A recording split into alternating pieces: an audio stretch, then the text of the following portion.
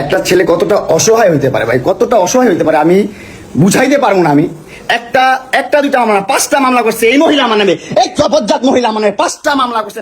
High high সর্বনাশ! এবার Prince Mamun ও অনামিকা ঐশীর গোপন ভিডিও হলো ভাইরাল। কিভাবে হলো এমন বড় সর্বনাশ? আর এই গোপন ভিডিওটি সোশ্যাল মিডিয়ায় ছড়িয়ে দেওয়া ব্যক্তিটাই বাকি। আর এই সকল প্রশ্নেরই উত্তর জানতে চলেছি আজকের ভিডিওতে, তাই ধৈর্য সহকারে ভিডিওটি শেষ অবধি দেখার অনুরোধ রইল। এবার প্রিন্স মামুনকে ঘুমের ওষুধ খাইয়ে অজ্ঞান করে তার মোবাইলের সকল গোপন ডাটা অনলাইনে ছড়িয়ে দেওয়ার গুরুতর অভিযোগ উঠল ব্লু ফেরি লাইলার বিরুদ্ধে।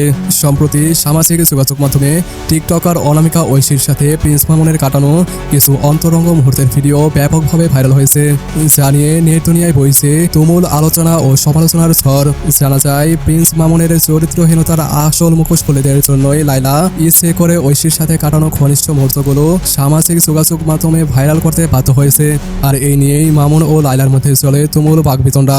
একটি ভিডিওতে দেখা যায় রাগে ক্ষোভে অতি উত্তেজিত হয়ে মামুন লাইলার সাথে অকথ্য ভাষায় গালিগালাজ করছে, কিন্তু এরপরও প্রিন্স মামুনের প্রতি লাইলার তেমন কোনো প্রতিক্রিয়াই দেখা যাচ্ছে না। ওই ভিডিওতে আরো শোনা যায় লাইলার বিরুদ্ধে মামুন বলছে যে লাইলা নাকি তাকে সাহায্য করার জন্য তার বাপ মা, চৌদ্দ গোষ্ঠী, এমনকি কাজের লোক ও সিকিউরিটিদেরকে পর্যন্ত ডেকে আনছে। উল্লেখ্য এর আগে লাইলাকে বিয়ের প্রলোভন দেখিয়ে দিনের পর দিন ব্যবহারের অভিযোগ এনে প্রিন্স মামুনের বিরুদ্ধে একাধিক মামলা করেন ব্লু ফেরি লাইলা।